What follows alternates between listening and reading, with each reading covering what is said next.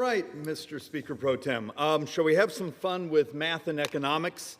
Because it's something we just don't hear a lot of here on the floor of the House.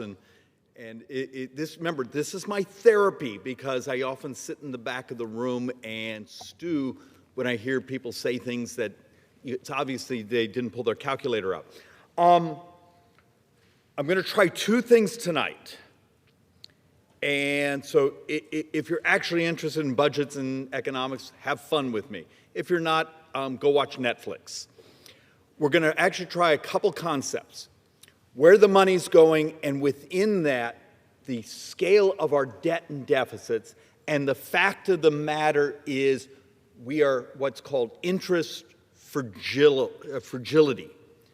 That think about what happened over the last couple days of the discussions coming from the White House, from us, the bond markets actually bounced up about 30 basis points. And we were just playing on the back of napkins, the math. And if that had held for an entire year, just those 30 basis points would have been like $33 billion of additional interest. So I wanted to try to actually explain that and then actually talk about something that's really interesting. The economy from a GDP calculation standpoint, so this is just the economists looking at the vitality in the economy, is remarkably good. We're running over a 5% GDP, which if you go back and look at the economic projections, it's double what many of our smartest economists in the country thought we'd be at a year ago. But our spending, because of interest and health care, and the reality we're going to have to deal with, it's debt deficits and demographics. Once again, remember, we functionally have the same number of 18-year-olds today as we had 20 years ago, but we have double the number of 65 and up. It's just what we are. Don't get mad. It's not Republican or Democrat. It's just demographics. And understanding when our brothers and sisters move into their earned benefit years, what it costs. And the fact of the matter is, this Congress refuses to do the hard things because in 6.5 years, the Social Security Trust Fund is empty and you get a 24% cut in your check, and we double senior poverty. We double the number of baby boomers who will live on the street. In 6.5, 7 years, the Medicare Trust Fund is empty, and your hospital gets an 11% cut, and a bunch of the financing of things like Medicare Advantage and those actually just becomes, let's just say, difficult. So let's walk through some of this. I pulled out this chart because I haven't used it in a few months, and I'm realizing there's not enough folks, particularly the staff. Remember, I often do these because I'm talking to 1,000 televisions around the campus. So the room looks empty, but we're on televisions, and hopefully there's some staffers who are working on policy who will understand how important these numbers are. Do you see the blue portion of that chart, Mr. Speaker? That's discretionary. That's all you and I get to vote on. As members of Congress, we only vote on the discretionary portion. And this was a 2025 chart. Today, it's probably only 25%, not 26% of the total spending. Every dime of that is borrowed.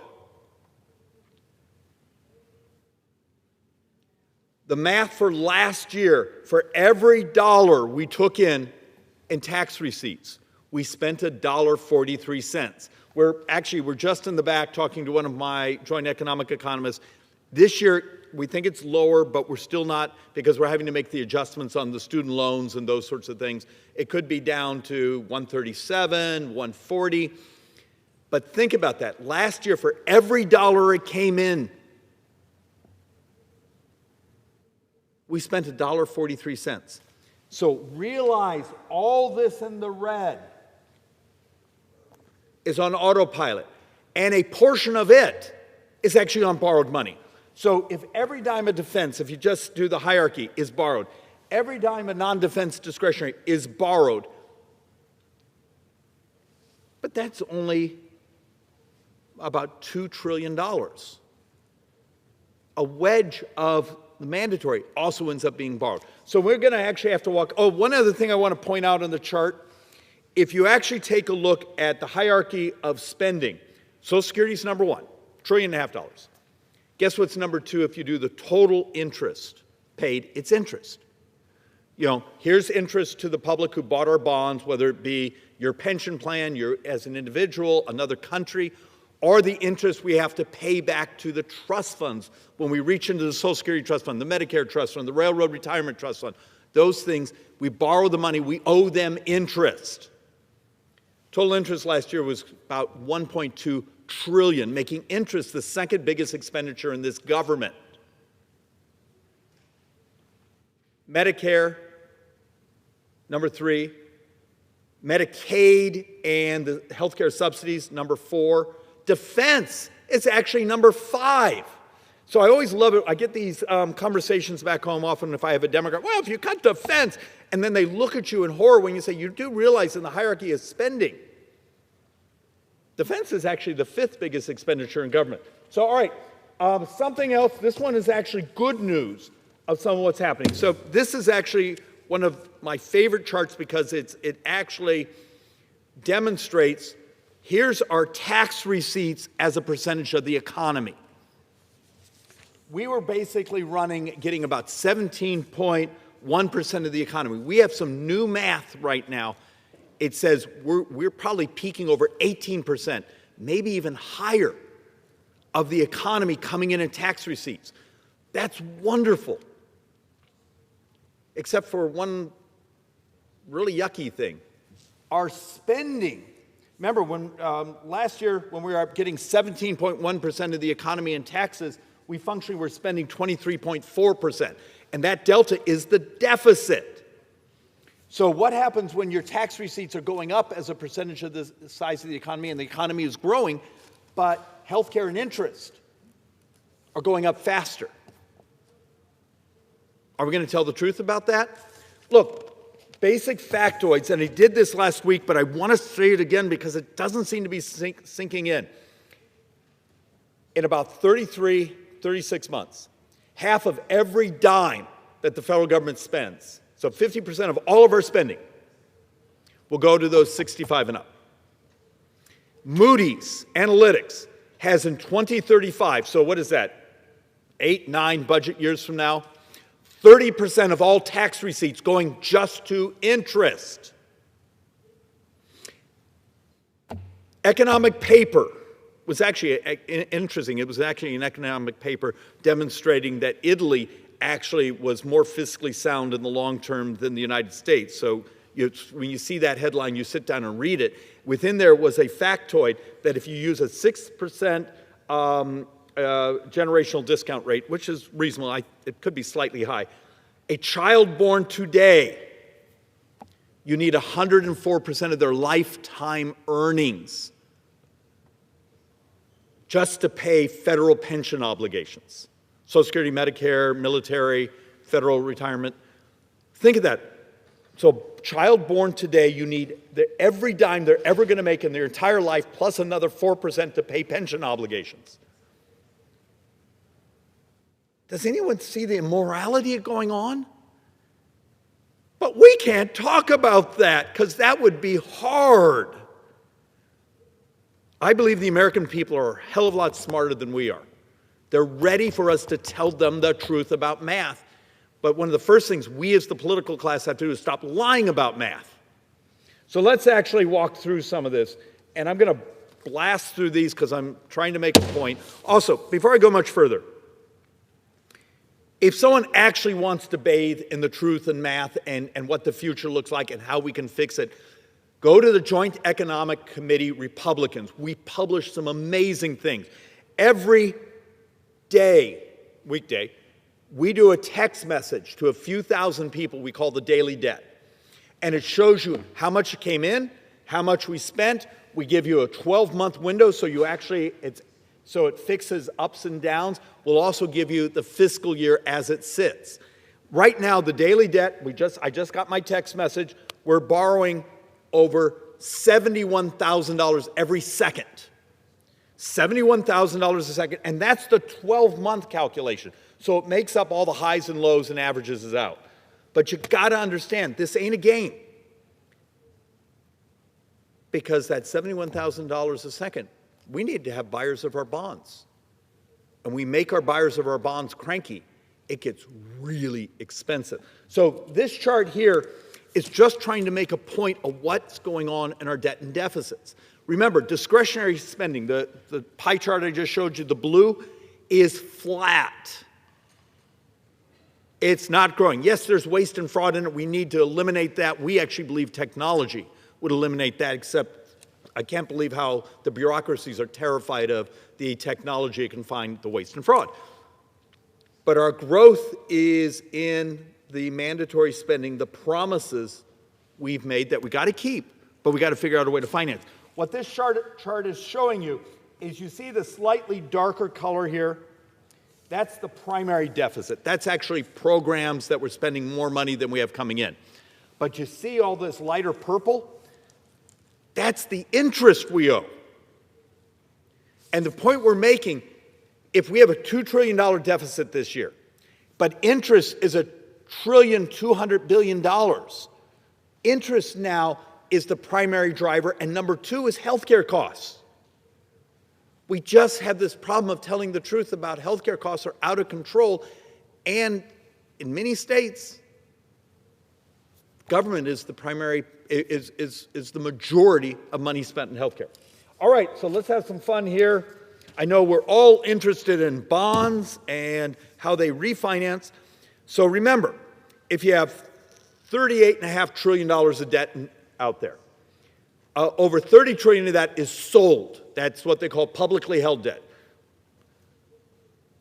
About a third of that, and I was going to show the charts of all the papers and the notes and the bonds, and I realized no one cares. But about a third of that, so let's call it $10 billion, has to be refinanced this year. And much of that is coming off of lower bond prices from a couple years ago.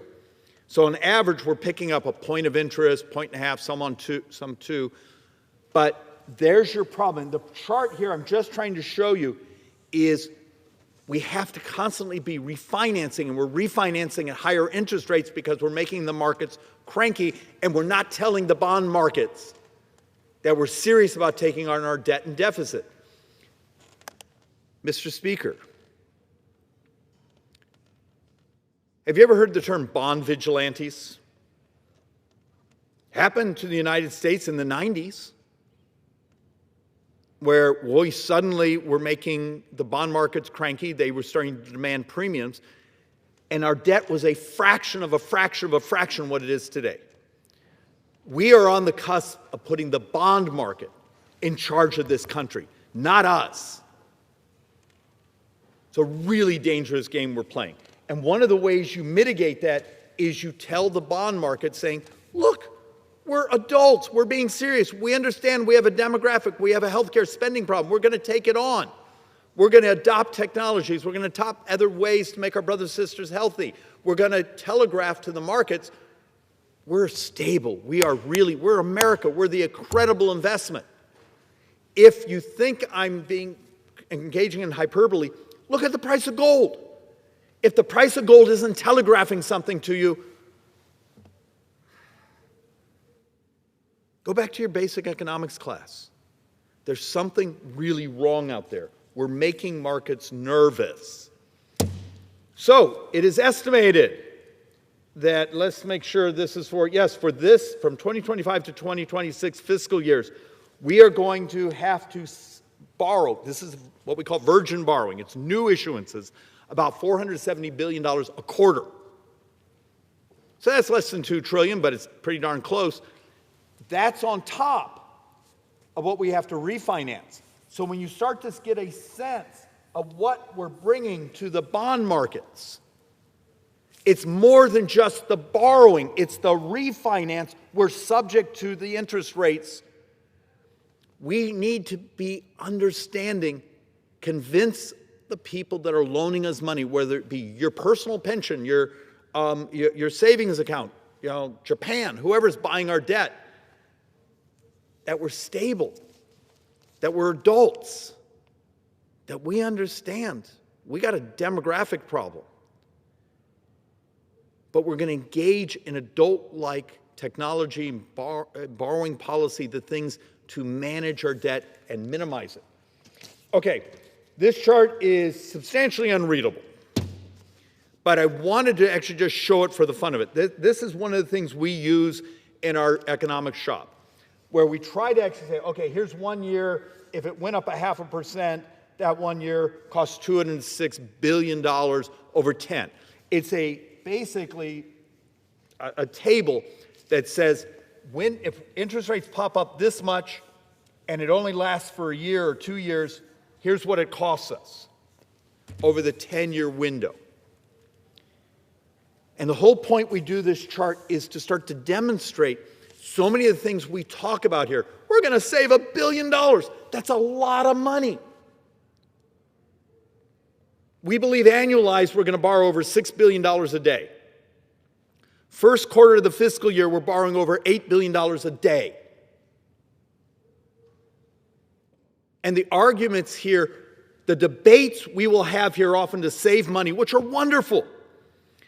We will have borrowed more money during the debate than whatever the item being debated would have ever saved.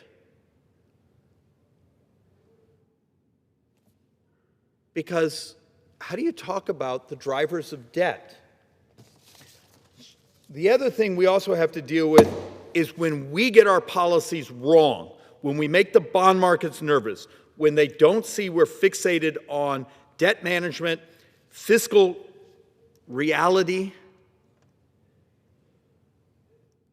and interest rates go up on U.S. sovereigns, they raise everything. It's more than just the money we spend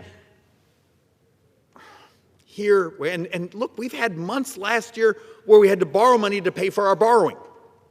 That's partially because the tax collection cycle goes up and down. But we raise your credit card, we raise your car, we raise everything. So when we screw up U.S. sovereigns, we make bond markets nervous, they go up 30 basis points. You got to understand, that just raised every cost for borrowing up and down through the economy. So it's more than just what I sit here and spout about saying, we're going to pay this much in interest. Think about what we did to the American family, to the businesses, to the small businesses, to the farmers. We somehow seem detached from the reality of the math. All right. Now let's actually talk about where some of the money's going and why we have to do such borrowing. CBO, 2025 Medicare accuracy. They actually did okay. But okay, when you're talking $1 trillion is, hey, they only missed it by like 7%. Well, it turns out to be like $70 billion of spending. Medicare, 2025 outlays increased by $77 billion, 8%. Now CBO was projecting only 51. From this scale of accounting, it's pretty accurate. But you got to understand, we're looking at an environment right now where we expect Medicare spending to double, go from $1 trillion to $2 trillion over the next 7 years. And so far, every healthcare chart I have when we are looking at what was the closing numbers for the 2025 fiscal year, they're all in excess of what we projected. So if you start to have a world where you're sitting at 7% medical inflation, even if you have tax receipts going up 3%, 4%, we're borrowing more money. So let's actually take another look at one of these. Major healthcare programs. We're up $150 billion over the previous year, and it still ran at the major healthcare programs came in at 9% increase from the previous years. Does anyone see a math problem? You have an economy right now, it's growing at 5%. It's amazing.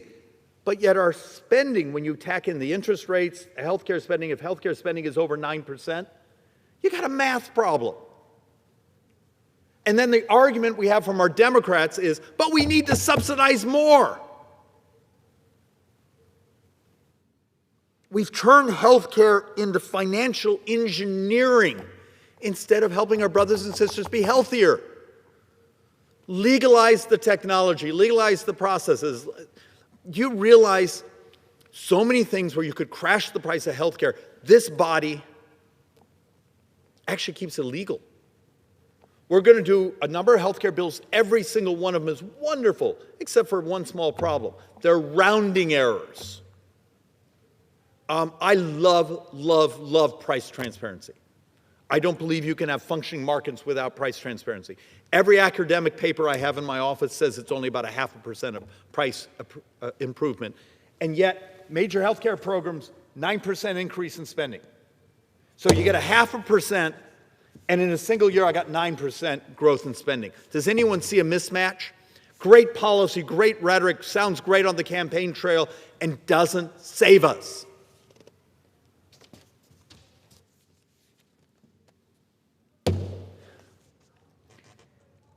Now, for those folks who know, how do I say this nicely? I like Medicare Advantage. It's called Medicare Part C if you're geeky. The majority of our brothers and sisters on Medicare actually are on Medicare Advantage. It's functionally supposed to be a managed care optionality for your health care. So you get a network, you know what your benefits are. We have a problem. We have these things called MedPAC reports. I have a stack of them on my desk.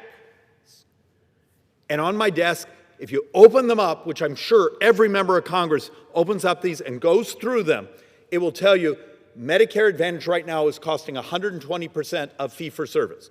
Medicare Advantage, which came into effect in 2005, is supposed to come at 95% of fee-for-service. That's a 25% delta.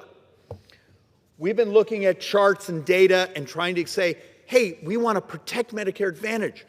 That's what seniors have chosen. They like it. Can we actually get rid of the risk scoring and some of the games being played in the star ratings where they're milking the system? Because think of that. The Medicare MedPAC reports basically say there's almost $2 trillion of misalignment and fraud over 10 years. That's actually the biggest in government.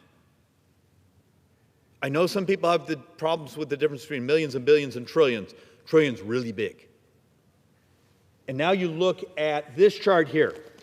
Overpayment per MA beneficiary, and this is done by the MedPAC report. So this wasn't even done by my economist. This is done by a room full of people that just specialize in Medicare Advantage. 2025, 14. Actually, I think that comes out to 250 billion dollars.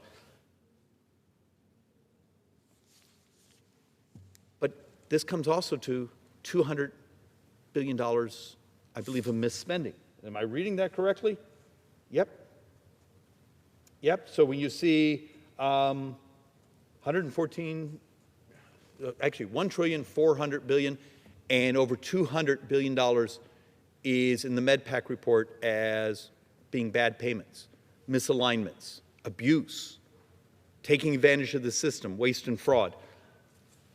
Mr. Speaker, if we're going to do a second reconciliation, I would propose one of the most moral and rational economic things we can do is let's just fix Medicare Advantage and put it back to how it's supposed to work.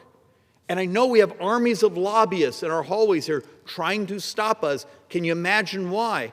If there's a couple $100 billion in play, they're going to absolutely knife us to stop us from doing the reforms.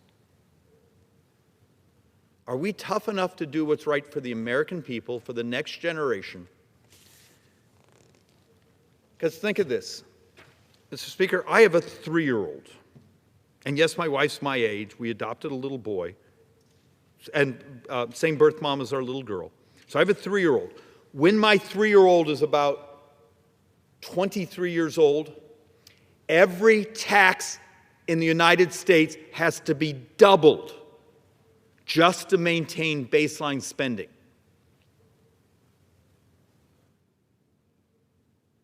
Is that moral? Is that the America? You have kids. Is this the America where always the next generation gets to prosper more? Because that is not the model now. Next generation is going to be poor. And it doesn't have to be. We're on the cusp of amazing technologies, synthetic biology, cures of diseases, things we can do that can make this another American century. You just need to tell the truth about the math and policy instead of the theatrics that go on in this place. Mr. Speaker, I appreciate for the 6 or 7 people that have been willing to listen to me. There's a way to make this work. It just turns out it's really hard. Are we ready to do hard things for the country? And then go home and try to explain it to our voters that we're doing the right thing for them. And with that, I yield back. The gentleman yields back. Does the gentleman have a motion? Mr. Speaker, I move that the House stand adjourned.